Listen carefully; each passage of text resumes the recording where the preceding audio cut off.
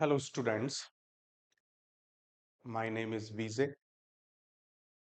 Jain, and I am going to start the new class of class 10th Life Processes, Chapter 5.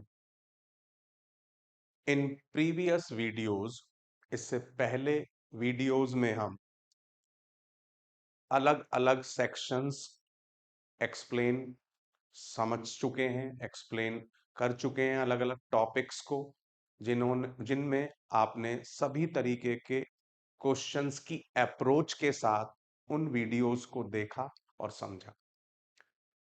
इस video में हम अब पढ़ने जा रहे हैं how do organisms obtain their nutrition. जैसा कि मैंने आपको पहले वीडियो में बताया था in the very first lecture कि हर किसी टॉपिक को हम 3 सेक्शन में पढ़ेंगे। न्यूट्रिशन सबसे पहले हमने प्लांट्स में पढ़ा, अब न्यूट्रिशन हम लोअर ऑर्गेनिज्म में पढ़ेंगे और फिर न्यूट्रिशन को हम पढ़ेंगे ह्यूमन के बेसिस पर। तो अब हम शुरू करने जा रहे हैं in lower organism how nutrition will take place. So nutrition in lower organism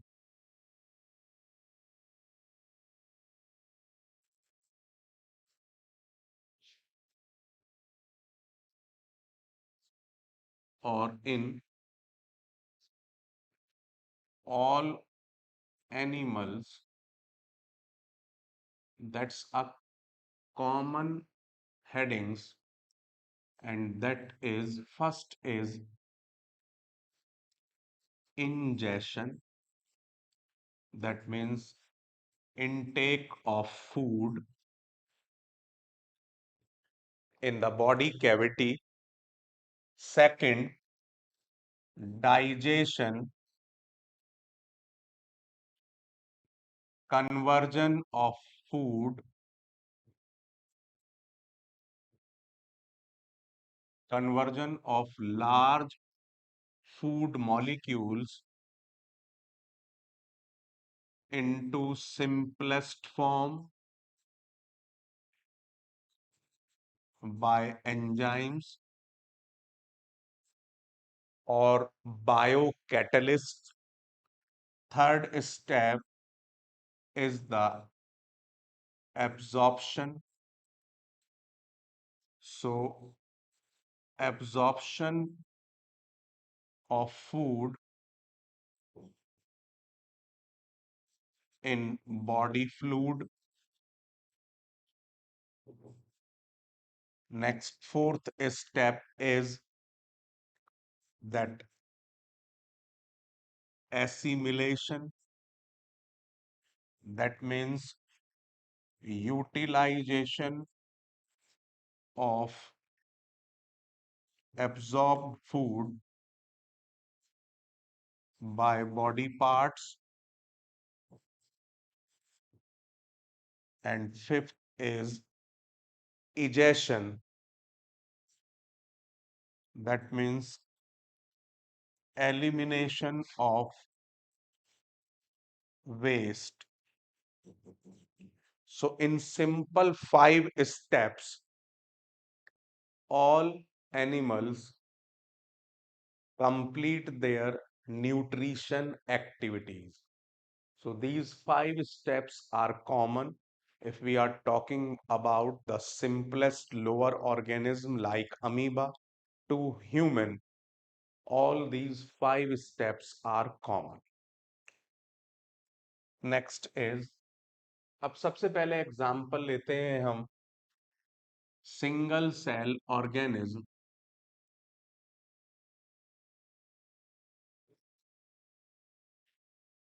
amoeba.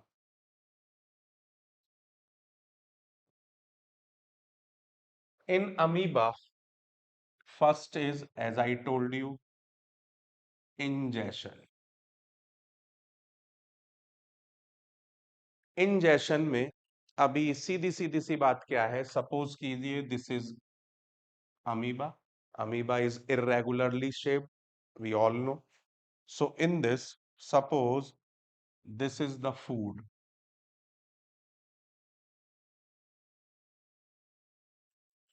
So for ingestion, what amoeba does, that develop pseudopodia. So this is the food. This is food, and amoeba develops pseudopodia. ये कहलाएंगे pseudopodia. Pseudo means false, podia means feet. So these are false feet. ये false feet मिलकर these form cup-like structure and engulf the food. Food को engulf कर लेता है, निगल जाता है, and food vacuole is formed.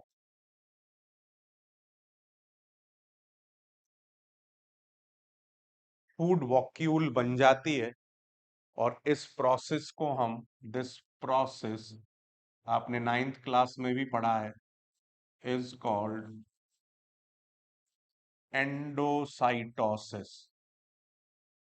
This process is called endocytosis. तो इस तरीके से ये इसका फर्स्ट स्टेप कंप्लीट होता है. Is it clear children? चलिए, अच्छे तरीके से समझ में आ रहा होगा, मैं ये महसूस करता हूं, क्योंकि एक एक पॉइंट मैं आपको दे रहा हूं. अब स्टेप सेकंड आता है. Step second is digestion. So in this आपने पढ़ा है लाइसोसोम्स. तो अब ये आप फिर अमीबा दिखा दें, और अमीबा में ये बन गई आपकी फूड वॉक्यूल. Food vacuole. अब सपोज कीजिए दिस इज लाइसोसोम्स. अब इस लाइसोसोम से एंजाइम्स रिलीज्ड होंगे. Enzymes will release,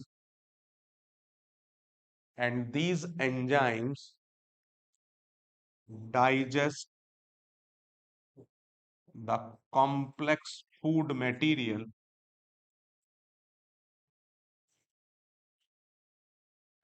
into simplest one. And this is the second step, that is named as digestion. Third step is absorption. This is amoeba. This is food vacuole. Now, digested food is digested food is absorbed into cytoplasm. इसके cytoplasm में ये digested food absorb हो जाएगा. That is the third point. Next, step 4. Step 4 is assimilation. Assimilation में क्या होगा? Absorbed food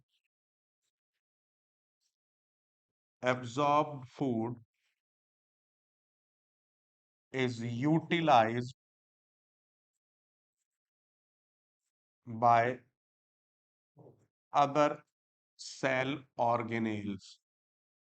जो इसकी बॉडी के दूसरे हिस्से हैं, माइटोकॉन्ड्रिया, आपका ER, all these particular organelles absorb this food and utilize on their own work, for their own purpose. सबकी जैसी जैसी जरूरत है उसके बेसिस पर ये काम करते हैं. Next is the fifth step. Step 5 is egestion. अब इजेशन में क्या होता है? There is a contractile vacuole.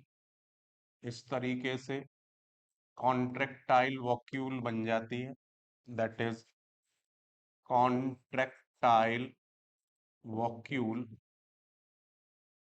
And through contractile vacuole, through contractile vacuole, amoeba eliminate its waste out of the body। इस तरीके से अमीबा अपने शरीर से अपने वेस्ट को बाहर निकाल देता है, and that is the waste disposal system of amoeba. So this is how all these steps are also given in your book, but those are in very compressed form. I explained all the points to you elaborately. So I think you have fully understand what is the digestion pattern or nutrition in amoeba. Let's focus nutrition in paramecium.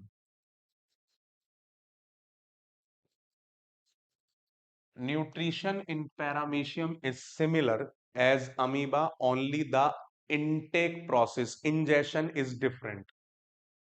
Only ingestion is different from amoeba. Rest steps are same. Rest steps are same. Paramecium, if we look at the paramecium, तो paramecium is a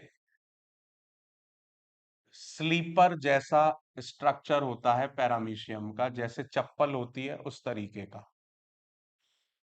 that has slipper like shape. ठीक है, so paramecium has slipper like shape. So in this that has the shape, और इसमें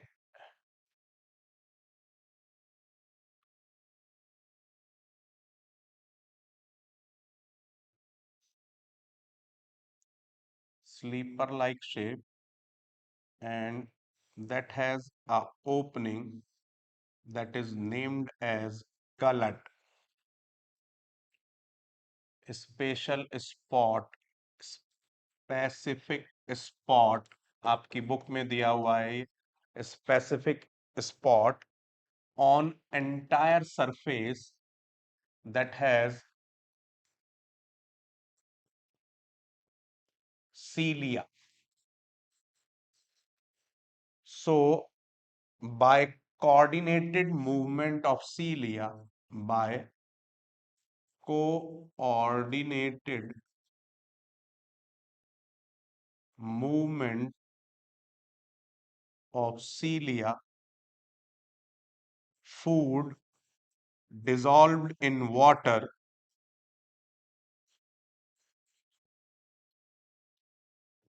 pushed towards this specific spot gullet, and that's how this paramecium intake the food. So only this particular step is different. Rest what we have discussed in amoeba are same, only you have to change the diagram of that, so that the competency based question में अब इसी तरीके के question diagram बने हुए आ सकते हैं, उनके बेसिस पर आपसे पूछ ले, या पूरा का पूरा ये आपको सीक्वेंस बनाने के लिए पूछ लिया जाए 3 मार्क्स में, तो any type of question is asked और a question is given and you have to answer in the form of MCQ. We will discuss in the worksheet. इसके बाद पहले न्यूट्रिशन पूरा हम कंप्लीट कर ले, then I will discuss a worksheet with you regarding nutrition, जितना भी हमने किया है उससे रिलेटेड सारे क्वेश्चंस हम डिस्कस करेंगे। So this whole heading we have discussed how do organism obtain their food. इसमें लास्ट की 3 लाइनें जो हैं, दीज 3 लाइन्स पैरामीशियम से लेकर लास्ट तक, ये पैरामीशियम के बारे में, और उससे पहले हमने सारा अमीबा के बारे में पढ़ा। अब let's start the next topic and that is nutrition in human beings.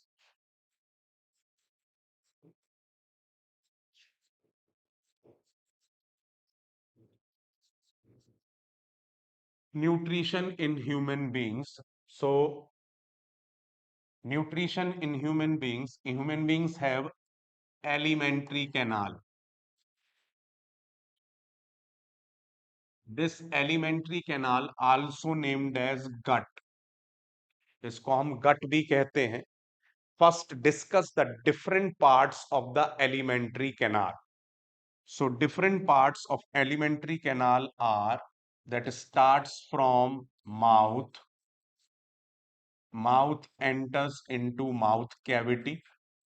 Mouth cavity में ओपन होता है mouth, then after mouth cavity that enters into, ये गले में जो हिस्सा है आपका, that is named as pharynx. Pharynx, उसके बाद लैरिंग्स से होता हुआ ईसोफेगस में, oesophagus, then oesophagus opens into stomach, stomach opens into duodenum, first part of small intestine,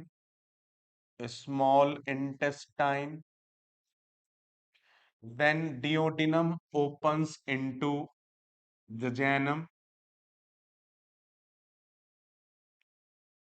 jejunum, duodenum opens into jejunum, and jejunum opens into ileum. So these three parts together are a small intestine, a small intestine. तो 3 part मिलाकर ये small intestine है। Then this small intestine opens, ileum खुलती है फिर caecum में, और caecum खुलता है फिर आपका कॉलन में, and colon opens into rectum. So and rectum comes out through anus, rectum बाहर खुलता है एनस के थ्रू, and these three together form large intestine. ये 3 मिलाकर लार्ज इंटेस्टाइन होता है। तो first opening is the mouth and the last opening is the anus, and this whole is named as alimentary canal. तो इस तरीके से हम अलग अलग ऑर्गन के बारे में उसको समझते चले। अब नेक्स्ट एक बड़ा वैल्यू पॉइंट है, we must know what is the need of digestion. What is the need of digestion, कि हमें डाइजेशन की जरूरत क्यों है। डाइजेशन की जरूरत है इसलिए क्योंकि to convert large complex indiffusible and अनएब्सॉर्बेबल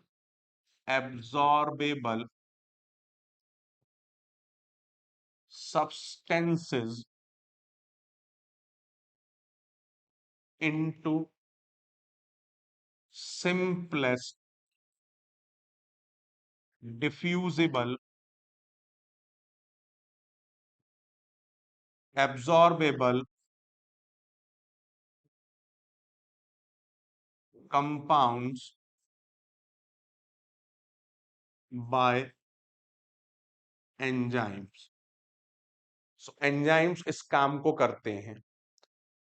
अब अगर ये हम इसी फॉर्म में लें, जैसे कि हमने स्टार्च लिया, हमने चावल खाए, वी ईट राइस। अब राइस में क्या होता है? स्टार्च होता है। अब ये डाइजेशन का प्रोसेस नहीं होगा तो ये स्टार्च हमारे ब्लड में ना तो डिफ्यूज हो पाएगा और ना ही एब्जॉर्ब हो पाएगा। अब जब एब्जॉर्ब नहीं हो पाएगा तो एक बहुत साधारण सा वर्ड आपने सुनाया है कि जी खाता तो बहुत हूं, शरीर को लगता नहीं है। तो अब खाता तो बहुत है, वो शरीर को लगता नहीं है। लगता क्यों नहीं है? क्योंकि प्रॉपर डाइजेशन नहीं हो रहा। इसीलिए उन सभी बहुत ज्यादा कॉम्प्लेक्स सब्सटेंसेस को सिंपलर सब्सटेंसेस, सिंपलेस्ट सब्सटेंसेस में बदला जाता है। अब जैसे ये स्टार्च एंजाइम्स के थ्रू किस में बदल दिया जाएगा? ग्लूकोज में। अब that is the simplest form of starch like substance. Easily ये हमारे शरीर में एब्जॉर्ब भी हो जाएगा, डिस्ट्रीब्यूट भी हो जाएगा, डिफ्यूज भी हो जाएगा। So that's why there is need of digestion. इसी तरीके से अगर हम बात करें, हमने दाल खाई, वी ईट एनी दाल, तो दाल के अंदर क्या होता है? प्रोटीन। अब प्रोटीन पर एंजाइम्स वर्क करते हैं और इसे अमीनो एसिड में बदल देते हैं। तो amino acid is the again simplest form of proteins, जिसको आसानी से हमारा ब्लड एब्जॉर्ब कर लेगा और सारी एक्टिविटीज प्रोसीड हो पाएंगी और सभी बॉडी पार्ट्स को वो डिस्पैच हो पाएगा।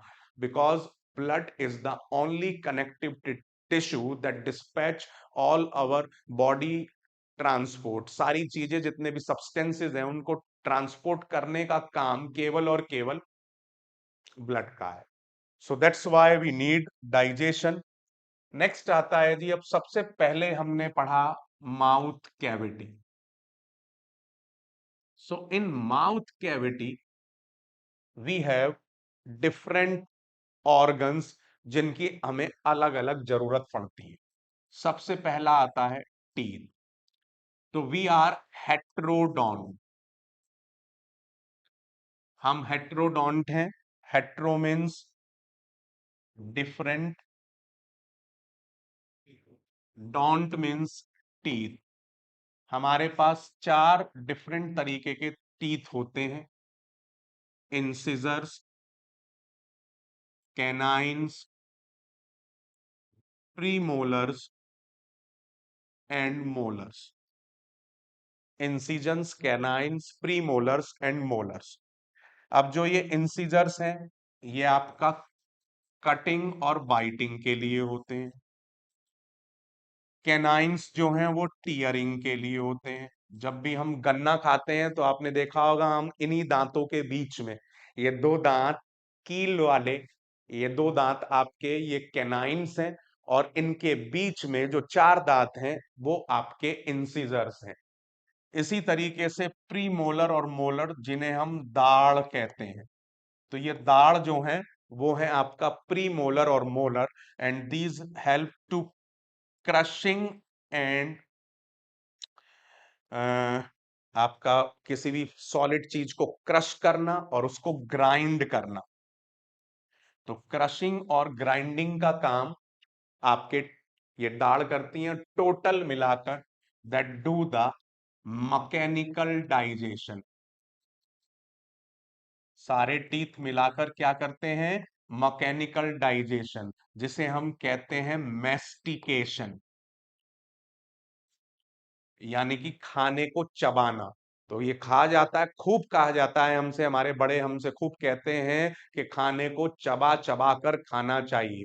जितना हम चबा कर खाएंगे उतना ही आगे एंजाइम्स को उनके ऊपर वर्क करना आसान हो जाएगा। तो माउथ कैविटी के अंदर सबसे पहला हुआ आपका टीथ। अब हम नेक्स्ट बात करते हैं mouth cavity. Next is salivary glands.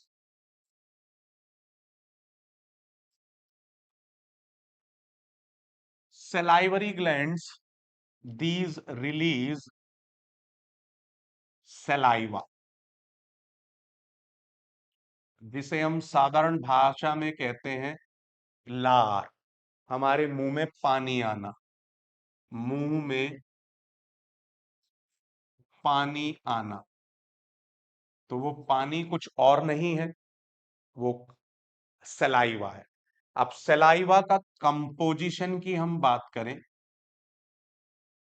So saliva contains maximum amount of water, 90% लगभग वाटर होता है। इसमें हमारा म्यूकस होता है, इसके अंदर सलाइवरी एमाइलेज और टाइलिन भी कहते हैं, PTYALIN, टाइलिन, इसे टाइलिन भी कहते हैं। और एक एंजाइम होता है लाइसोजाइम। तो ये मेन इसके कंपोजिशन है। इसके अलावा आयंस और मिनरल्स भी होते हैं, आयंस और मिनरल्स भी होते हैं, जिनको मिलाकर ये पूरा सलाइवा बनता है। अब यहाँ रोल की बात करते हैं, role of saliva. Role of saliva, तो सलाइवा का रोल सबसे पहले देखिए जी, वाटर दैट प्रोवाइड्स मीडियम। ये मीडियम प्रोवाइड करता है, सारी रिएक्शंस आप जानते ही हैं, सॉरी, वाटर के अंदर सबसे बेहतर होती है। नेक्स्ट, जो सलाइवरी एमाइलेज है, आज ये आप काम करके देखिएगा, जब भी लेक्चर देखें इसको, तो आप रोटी का एक टुकड़ा तोड़िएगा, उसको किसी सब्जी से मत लगाइएगा, उसको सीधा चबाइएगा आप, वो आपको मीठा लगेगा। क्यों लगेगा? रोटी में क्या है? स्टार्च। अब स्टार्च के ऊपर क्या हुआ? That works salivary amylase.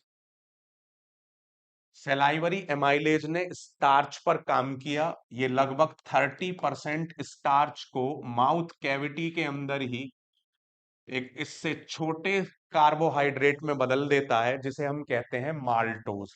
ये है आपका पॉलीसैकेराइड, सबसे complex form, most complex form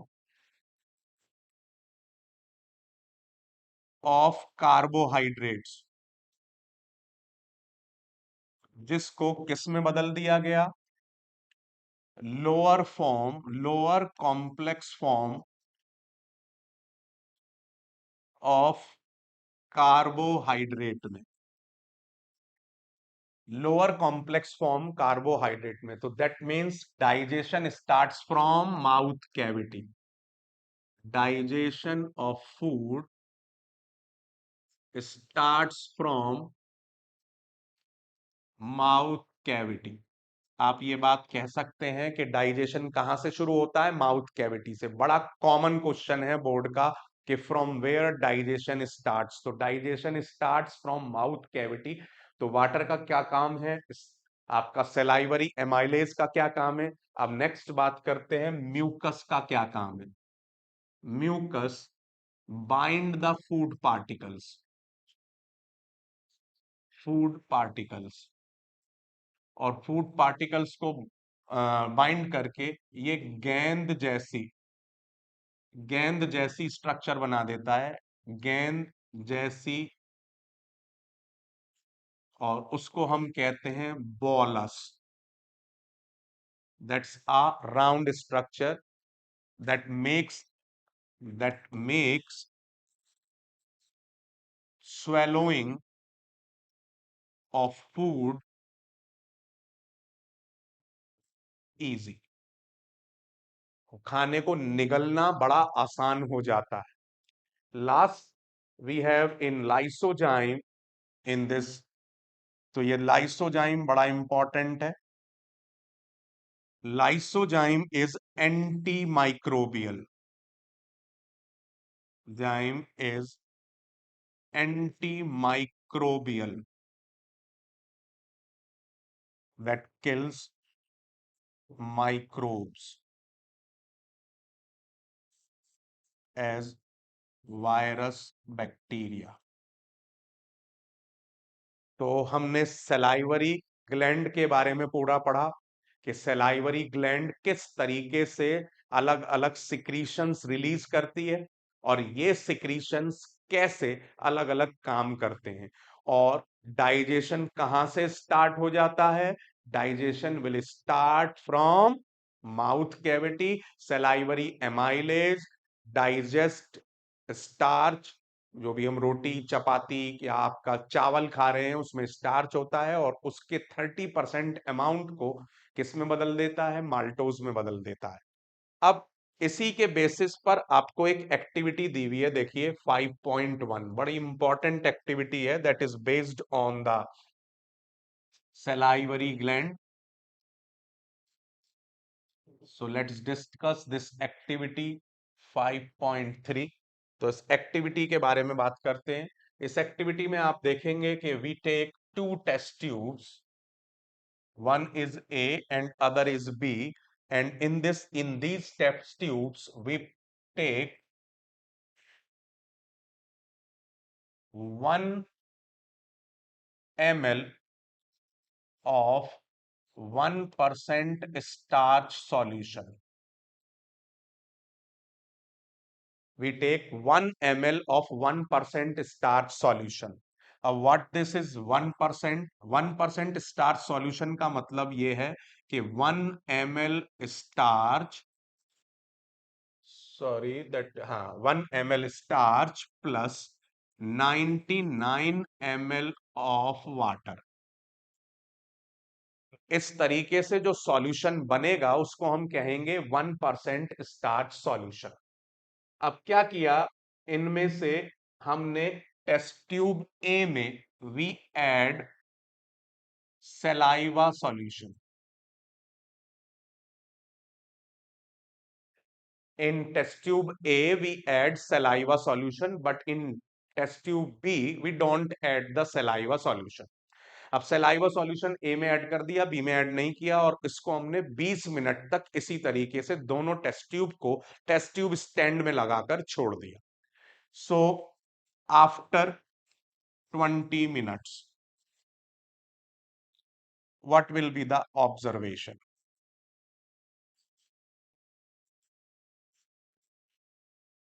After 20 minutes, we add iodine solution in both test tubes. So then, what will be the result? In test tube A,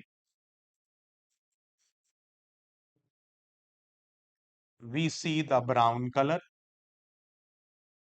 and in test tube B, there is blue-black color. What is the reason behind that? देखिए भाई, test tube ए के अंदर अभी मैंने आपको बताया, जब हमने सलाइवा डाल दिया तो उसके अंदर सलाइवरी एमाइलेज है। सो इन टेस्ट ट्यूब ए जो स्टार्च है उसको सलाइवरी एमाइलेज ने माल्टोज में बदल दिया, हेंस ब्राउन कलर। क्योंकि जब स्टार्च प्रेजेंट नहीं होता है तो आयोडीन सॉल्यूशन हमेशा ब्राउन कलर देता है। अब लेकिन टेस्ट ट्यूब बी की बात करेंगे आप, ये तो रिजल्ट हुआ टेस्ट ट्यूब ए का। In test tube B starch is present as it is, तो सलाइवरी एमाइलेज उसके ऊपर आसानी से काम करेगा। ठीक है जी, वो सॉरी है ही नहीं सलाइवरी एमाइलेज तो काम करने के लिए, starch is as it is, so that's why there is blue black colour. उसमें कोई कलर चेंज, सॉरी कोई स्टार्च में चेंज नहीं होगा, और इसीलिए सेम कलर ब्लू ब्लैक आएगा। तो अब ये बड़ा ही इंपॉर्टेंट एक्टिविटीज है, सारी एक्टिविटीज इसीलिए मैं आपके साथ डिस्कस कर रहा हूं, क्योंकि these are the very good sources of competency based questions. Let's focus on the outcomes or the value points what we have covered in this lecture। देखिए पहले हमने पढ़ा कि किस तरीके से लोअर ऑर्गेनिजम्स के अंदर न्यूट्रिशन कंप्लीट होता है, चाहे वो बात करें हम अमीबा की या पैरामीशियम की, तो उनके सारे के सारे पूरे एक सीक्वेंस आपको अच्छे तरीके से क्लियर होने चाहिए, जो मैंने बताए हर स्टेप में क्या क्या चीज हो रही है। और स्पेसिफिक स्पॉट जो हमने पढ़ा पैरामीशियम के अंदर, केवल इंजेशन ही डिफरेंट है अमीबा और पैरामीशियम में, rest steps are same in both. तो ये आपको ध्यान रखना है। उसके बाद हमने पढ़ा कि किस तरीके से ह्यूमन के अंदर ये पर्टिकुलर डाइजेशन स्टार्ट होता है। एलिमेंट्री कैनाल के सारे पार्ट्स के बारे में हमने पढ़ा। फिर हमने पढ़ा कि क्यों जरूरत है डाइजेशन की, कॉम्प्लेक्स फॉर्म ऑफ फूड को सिंपलेस्ट फॉर्म में बदलना। फिर हमने पढ़ा डिफरेंट पार्ट्स में से सबसे पहला पार्ट लिया हमने माउथ कैविटी, और माउथ कैविटी के अंदर हमने पढ़ा टीथ का क्या काम है, और सेलाइवरी ग्लैंड्स के नीचे से जो सेलाइवा निकलता है उसका क्या काम है। तो इस तरीके के सारे के सारी चीजों को हमने पढ़ा, and then we have discussed this activity 5.3 that is again very very important. So all these are valuable sources of different type of questions, 1 mark, 2 mark, 3 mark, competency based. We will discuss the worksheet also. So next step इसके अंदर आता है जी अब आपका, that is swallowing of food.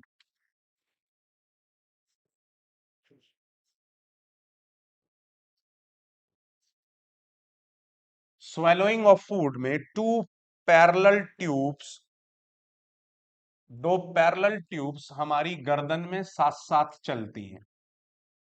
These parallel tubes are, one is food pipe and other is wind pipe. ये दोनों tube मैं आपके सामने बना रहा हूं।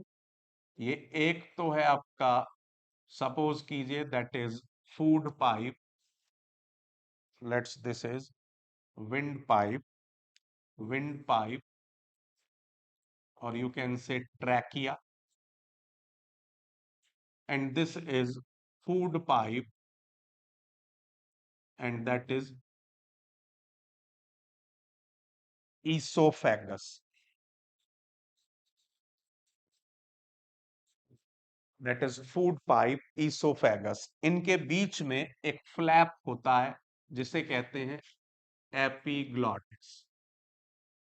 अब ये एपिग्लॉटिस बेसिकली क्या है, ये आप देख समझिए इसको, कि जैसे ये आपका दो ट्यूब्स हैं, तो इन ट्यूब्स के बीच में ये फ्लैप होता है। जनरली ये फ्लैप हमारे फूड पाइप को बंद रखता है। जैसे ही हमने कुछ भी खाना खाया या लिक्विड पिया, तो ये तुरंत विंड पाइप को बंद कर देगा, फूड पाइप खुल जाएगा, और जो आपका फूड है वो उसमें एंटर होना शुरू हो जाए। इस तरीके से ये flap up and down move करके खाने को केवल परमिट करता है किसमें, to move into food pipe, not into windpipe. So epiglottis allow food or water to enter into food pipe and food pipe, food pipe and restrict to enter into windpipe। तो यही swallowing का purpose है, क्योंकि अगर wind pipe में खाना चला गया तो हमें धक्का लगता है, खांसी आ जाती है और सारा खाना बाहर आ जाता है या उल्टी आ जाती है हमें। और इसीलिए बार बार बोला जाता है कि खाते समय कभी भी बोलना नहीं चाहिए, क्योंकि उसमें ये एपिग्लॉटिस जो है ये कंफ्यूज हो जाता है कि भाई विंड पाइप को बंद करूं या फूड पाइप को बंद करूं, क्योंकि बोलने के लिए हवा चाहिए, वोकल सेक्स में जाएगी जब भी हम बोल पाएंगे, और खाने के लिए फूड पाइप खुला होना चाहिए। तो दोनों तो खुले नहीं हो सकते एक ही समय पर। अब इसी कंफ्यूजन में दोनों खुले रह जाते हैं, और फूड जो है वो कई बार किस में चला जाता है, विंड पाइप में चला जाता है। तो that is the mechanism of swallowing. So in this class we have concluded the nutrition in lower organism, the value points of that, and then we have started the nutrition in human, along with the discussion of 5.3 activity and up to swallowing. We have discussed the all value points that will come in your exam class 10th board. तो इसी तरीके से lectures को monitor करते रहें, connected रहें, biology को आसान बनाते रहेंगे, और इसी तरीके से मैं वीजे बायोलॉजी का डीजे बताता रहूंगा। तो आप ध्यान से कनेक्ट करें, जुड़ें और लेक्चर्स को देखें और इनसे सीखें। Thank you.